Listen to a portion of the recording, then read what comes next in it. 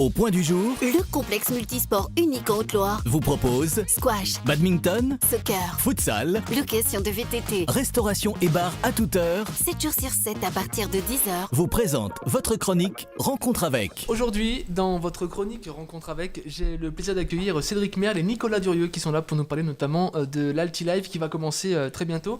Alors d'abord bonjour à vous deux. Bonjour. Alors première question que je voudrais poser, c'est tout simplement combien de temps est-ce qu'il vous faut pour préparer un tel événement? Parce que c'est vrai qu'en tant que public on voit l'événement final, mais combien de temps dure la construction d'un tel événement comme Alti Live? Alors l'Alti Live, c'est déjà un certain nombre de structures qui se mobilisent pour créer cet événement-là, sur tout le département. Après, pour chaque structure, selon l'ampleur de l'affiche, ça va prendre plus ou moins de temps, mais dans notre cas, en tout cas sur Monistrol, ça prend pas loin d'un an. Ouais, en fait, quand tout même, simplement. mine de rien. Un an en plus de toute la saison culturelle qui est mise en place. Voilà, par en toutes plus les- des activités qu'on a en dehors de cette programmation-là, effectivement. Ouais. Alors l'Alti Live, quels sont les buts pour ceux qui ne le connaissent pas? Déjà, il y a une très grande diversité au niveau de la programmation. Ça, je suppose que c'est une volonté de tous de pouvoir réunir le maximum de personnes intergénérationnelles. C'est comme on avait pensé déjà l'Alti Live l'année dernière. On avait retravaillé un peu sur la charte éthique de cet événement-là. Et l'idée était effectivement de mettre en avant le vivre ensemble, tout simplement. Donc, qui dit vivre ensemble dit mêler les publics. Ouais. Donc, d'avoir des affiches éclectiques. De mettre aussi en avant ce qu'on fait de mieux sur notre territoire, donc les groupes locaux, évidemment. Et puis d'avoir toutes sortes de lieux, ça va à des cafés-concerts, à des grandes salles, à des salles associatives. Ouais, aussi c'est ça vraiment- la richesse. Voilà. C'est une mixité, quoi. Que ce soit au Exactement, niveau ouais. du lieu, de la Au programmation. sens large du terme, effectivement. Ouais. Alors justement, au niveau du public, c'est pas la première édition de l'Alti Live. Est-ce que vous ressentez un engouement? Est-ce que vous ressentez de la fidélité, voire peut-être même un peu plus de personnes qui sont là chaque année? C'est la 8e édition et donc maintenant c'est vraiment devenu un festival à part entière en Haute-Loire. Voilà, donc qui est connu, reconnu et surtout apprécié du public. Ouais, bien sûr. Et puis je pense qu'on peut encore faire mieux, on peut encore développer ce festival. Enfin, lui donner une couleur plus festival, puisqu'on appelle ça un temps fort aujourd'hui, Ouais. puisque c'est étalé sur plus d'un mois. Mais effectivement, je pense qu'on peut encore plus marquer le coup et donner un peu plus de visibilité à cet événement-là. Mais effectivement, d'année en année, on se rend compte que le public adhère et qu'il est de plus en plus nombreux, effectivement. Surtout qu'en plus arrive bientôt les 10 ans. C'est pas tout de suite, mais bon. Ouais, mais il va falloir y penser, Voilà. effectivement. ouais. Il va falloir y penser Ouais. parce qu'il faut toujours marquer le coup hein, pour les Exactement. anniversaires, surtout comme les 10 ans. La programmation, on le sait, toujours très riche et très variée. Est-ce qu'on peut en faire un petit tour de cette programmation, justement avec bien sûr des concerts Monistrol et d'autres qui sont un peu plus importants, mais ça c'est les structures qui veulent ça également. Oui, alors ça c'est aussi selon les moyens et les possibilités de chaque structure. Alors du coup l'Alti Live cette année c'est du 4 mars au 8 avril. Bah oui, il y a pas mal de jolies choses. Ça va commencer au Puy le 4 mars au comptoir du Pic avec un concert de Cécile Hercule. Mais il y a pas mal d'autres événements du Thomas côté de Fersen, je crois, il me Chomly, semble Brive-Charensac. Il y a Thomas Fersen qui passera à Yves-Saint-Jean le 5 avril, donc ça sera plutôt sur la fin Sur la du temps clôture, fort, ouais. Exactement. Et puis entre-temps, à la MJC d'Aurec, on aura les Toxic Frogs qui sont aussi programmés à Aurec dans le cadre de la Saint-Patrick, qui est organisée depuis 3 ans maintenant à Aurec. Il y a aussi une très jolie date organisée par Greenpeace Records à Langeac avec la sortie d'album de la Cafetera Aurora le 18 mars. Barrio Populo qui vient chanter son spectacle Cri des Cris à la Grange des Vachers. Ouais, et oui. Barrio Populo qui vient de sortir un nouvel album, mais là qui Géographie du hasard hein, pour voilà, ceux qui. tout à Voilà. fait. Et là, c'est un spectacle un peu différent qu'ils présentent, qu'ils ont déjà fait tourner quelques temps. À l'Ours Maçon, il y a un super concert aussi, Radio Tutti, Fit Barida Sisters. Alors là, on est plutôt presque sur de la musique traditionnelle mélangée avec de l'électro. Enfin, c'est un truc hyper péchu. Ils étaient passés à la fête de la musique. Voilà, c'est ça qui est bien aussi dans l'Alti Live, c'est qu'on découvre vraiment des styles musicaux et c'était aussi un but que ce soit pour Alors, faire complètement, venir ouais. des groupes locaux, mais également pour découvrir. Voilà, l'Alti Live est estampillé musique actuelle. Musique actuelle, c'est un champ très vaste. Les musiques actuelles, c'est les musiques traditionnelles, et les musiques, on va dire, modernes, ce qu'on entend régulièrement à la radio. Ça va du rap à l'électro, bien en sûr, passant par le rock. Au mélange de tout ça, des fois. Voilà, aussi. les musiques actuelles, c'est l'ensemble de tout ça. Les musiques actuelles, c'est tout sauf musique classique et musique contemporaine, en fait. Donc le champ est large, quoi. Voilà, donc c'est très important de faire découvrir aux gens. Les locaux aussi ont une très grosse place. Ça, c'est vraiment une de vos priorités, de faire découvrir les artistes du département et de les monter aussi un petit peu, de leur proposer des scènes également. C'est de leur proposer une visibilité, effectivement.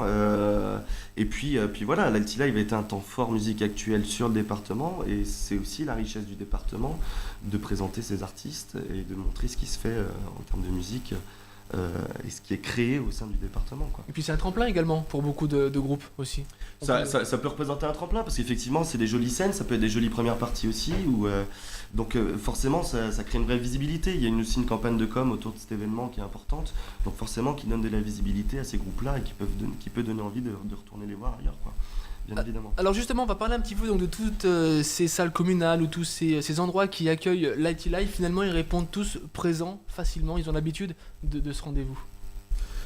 Ils ont l'habitude, et puis aussi chaque année, on a de nouvelles structures qui nous rejoignent, et notamment cette année, on a le village de l'Orlange, on a Langogne, et puis on a aussi Vergognon, c'est ça aussi, Ouais. voilà. Langogne était déjà là. Langogne était précédente, là. il me semble. Ouais, parce qu'on déborde un petit peu du département, forcément. Oui, voilà. Quand plus les années passent, plus on va un peu plus loin. On essaie d'aller Puisque conquérir un peu Langogne plus de n'est public. plus en Haute-Loire, mais on y est proche quand même. Voilà, c'est la Mais c'est frontière. vrai qu'effectivement, ils sont plus influencés par la Haute-Loire. Et puis ils ont une belle programmation aussi. Il y a Camille Ardouin qui va jouer à Langogne le 30 mars. Voilà, donc c'est vrai, Notamment. toujours une très belle programmation. Les gens répondent présents, les partenaires également sont là et vous suivent. Alors, est-ce qu'on commence un petit peu à penser aussi à la saison prochaine? Vous l'avez dit, 1 an pour à peu près réaliser sur les grosses scènes ces événements. On pense un peu à la 9e édition, bien sûr. On y pense forcément parce que en travaillant naturellement sur l'édition de cette année, en termes de programmation, on cherche les groupes qui peuvent être disponibles. Tiens, ils sont pas disponibles cette année. Oui, c'est ça surtout qui est Et important. du coup, on pose déjà une option pour l'année prochaine. Enfin, tu vois, il y a des discussions qui peuvent déjà être entamées à ce moment-là. Donc forcément, on y pense. Et puis, quand on voit la ferveur de l'événement, quand on voit l'énergie du public, voilà, ça donne envie de recommencer, effectivement. Est-ce que cet événement, là c'est un petit peu la question qui touche un petit peu, est-ce que cet événement dépend vraiment de la réussite en fait? Si la 8e édition ne marche pas, est-ce qu'il y a des risques que la 9e édition ne voit pas le jour? Je vous le souhaite pas du tout, mais c'est une question pour savoir si quoi qu'il arrive, cet événement sera maintenu ou si jamais voilà, il y a un jour un Alti Live marche mal. C'est encore une question qui se pose structure par structure parce que finalement, dans l'Alti Live, chaque structure dans son organisation est indépendante. Voilà. Après, il y a un réseau qui est créé autour de cet événement-là. C'est aussi le but de l'Alti Live, c'est de créer un réseau autour des diffuseurs de spectacles du département pour qu'on puisse proposer quelque chose qu'on puisse faire du réseau ensemble, donc proposer des spectacles de meilleure qualité et puis s'entraider effectivement pour ce qui est du matériel nécessaire, pour ce qui est des contacts, pour des prestations techniques, des choses comme ça. Et puis, histoire qu'il n'y ait pas le même artiste qui soit programmé de partout. Et Oui, puis pour voilà, une aussi, cohérence. oui, bien sûr, Une bien sûr. cohérence. Pour permettre aux gens de découvrir des artistes nouveaux et surtout, je le rappelle, le but de l'Alti Live, c'est aussi d'attirer le public au maximum près de chez eux.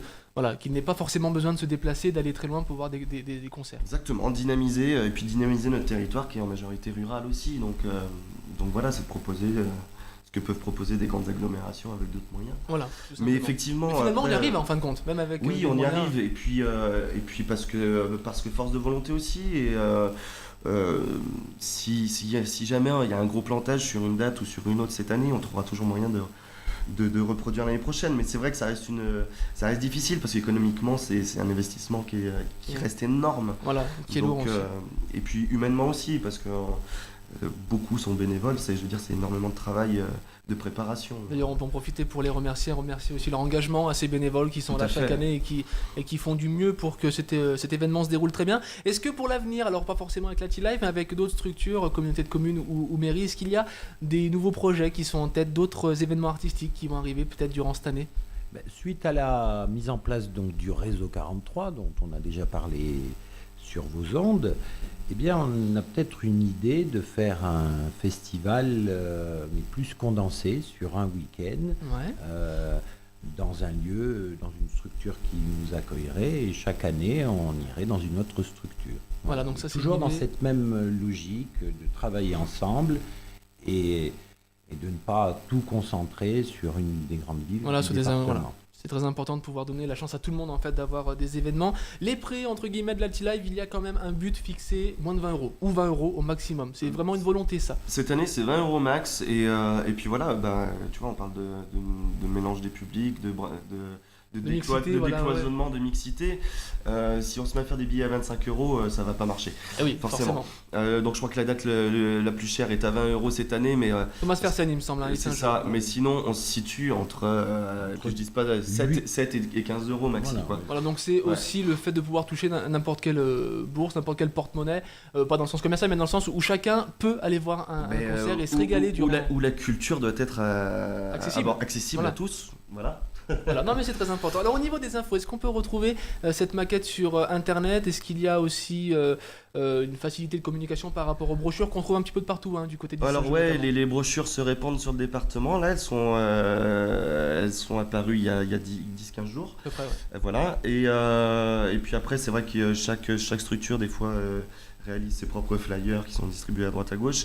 On a créé également, dans le cadre du réseau 43, une page Facebook récemment, où il y a toutes les infos de l'Alti-Live qui sont répertoriées. La page Facebook, on marque Alti-Live, on marque Réseau 43.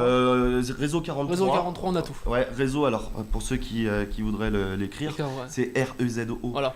Ouais. On Voilà. casse un peu l'orthographe, mais c'est normal. Ouais, non, alors c'est une Oui, faute voilà, d'orthographe, c'était- même deux, mais c'était histoire de se différencier un petit peu. Voilà, donc Réseau 43 pour avoir toutes les informations, pour savoir tout ce qui se passe au niveau de la programmation. Un dernier mot peut-être? Oui, le 4 mars, donc c'est le début de l'Alti-Live, et le 4 mars, donc plusieurs membres du réseau 43, le matin, vont se retrouver au comptoir du Pic, et on va faire une petite opération de promotion au marché du Puy, à la place du Plot. Voilà, Voilà. donc on vous retrouvera là-bas pour ceux qui ont envie d'en savoir un petit peu plus. En tout cas, merci beaucoup Nicolas Cédric d'avoir participé à Rencontre avec, d'avoir répondu à mes questions. Merci à Et puis toi. tout simplement, on peut que vous souhaiter un très bon Alti-Live et une bonne continuation pour la suite. Merci. Merci. Et donc, la meilleure des publicités, c'est vous, auditeurs, c'est de venir avec des potes à tous ces concerts. Voilà, Voilà. et d'en parler. Et d'en parler, c'est vous qui faites la réussite de ce festival. Voilà, vous êtes acteur également du département et on vous en remercie. C'était Rencontre avec Présenté par Au Point du Jour, le complexe multisport unique en Haute-Loire, situé à Saint-Pierre-Énac, zone artisanale de Lachamp. ouvert 7 jours sur 7 à partir de 10h. Réservation et renseignements au 04 71 00 81 86 ou sur aupointdujour.com.